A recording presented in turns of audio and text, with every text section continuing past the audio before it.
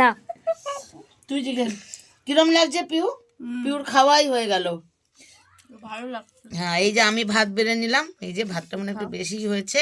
তো আজকে বাইরে যেমনি শীত পড়েছে ঠান্ডা, তাই জল খাবার টাবার করলাম না, ভাবলাম আজকে এই দিয়ে এরকমই খাবো আমরা। আর মা তো 2টোর সময় খায়, মা তখন আমার পাটা দেখা দেখছেন, মা 2টোর সময় খায়, তখন মাকে আলাদা ভাত করে দেবো আমরা।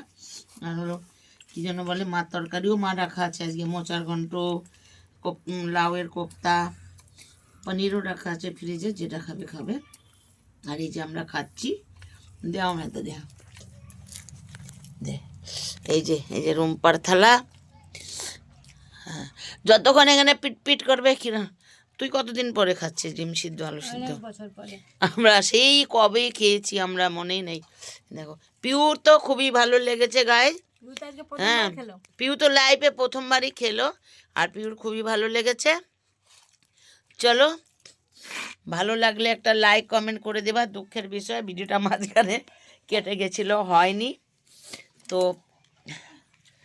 যে ইউটিউব থেকে দেখবে একটা সাবস্ক্রাইব করে দিবা, যে ইনস্টাগ্রাম থেকে দেখবে ফলো করে দিবা গাইজ।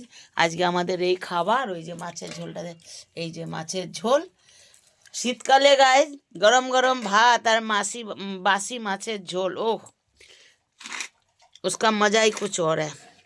चलो, ओके, बाय।